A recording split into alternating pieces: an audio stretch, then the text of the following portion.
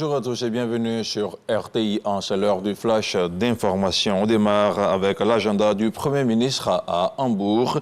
Robert Bullerimambé a rencontré des hommes d'affaires allemands après leur avoir présenté les opportunités d'investissement qu'offre la Côte d'Ivoire. Le chef du gouvernement les a invités à venir prendre leur part au développement de la Côte d'Ivoire.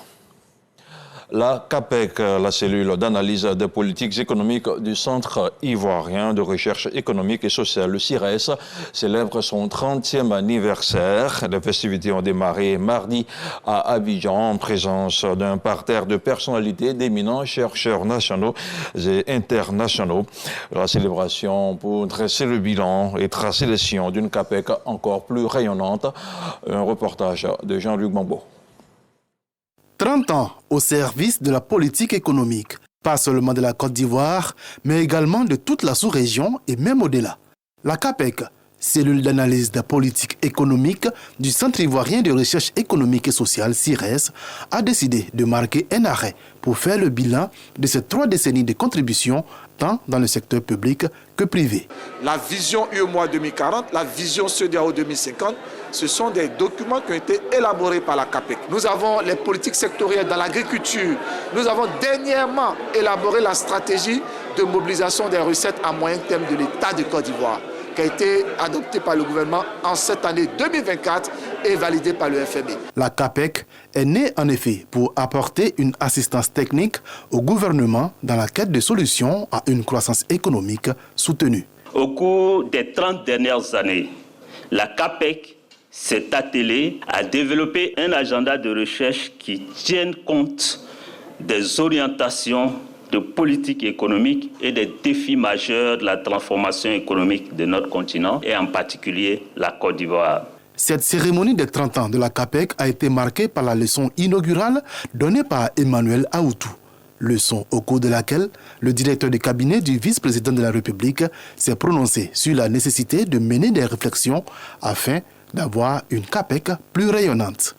Il faut partir sur justement ces fondements solides pour se projeter parce que les défis sont encore plus complexes pour l'avenir.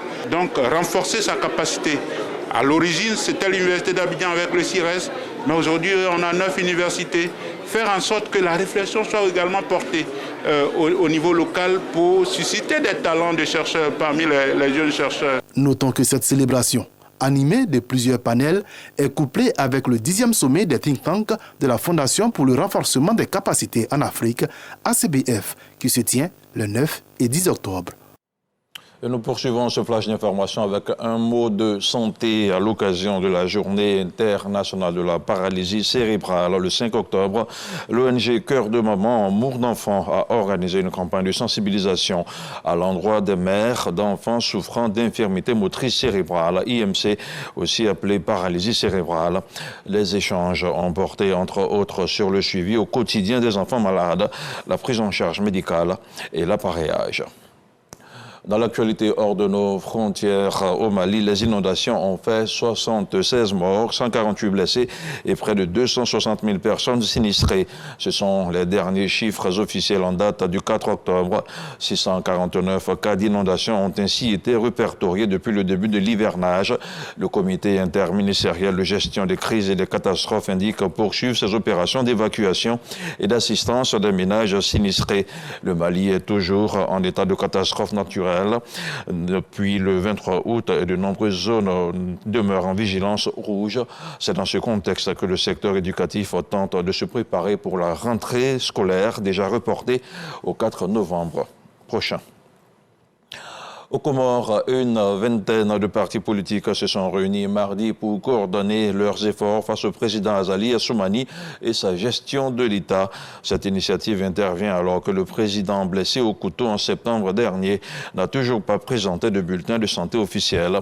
2 commissions ont été mises en place pour organiser une riposte commune.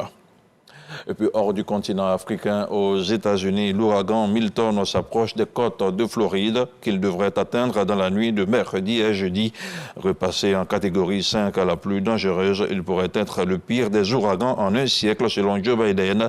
Les ordres d'évacuation se multiplient alors que la FEMA, l'Agence fédérale de gestion des situations d'urgence, est dans la tourmente. On se retrouve à 13h.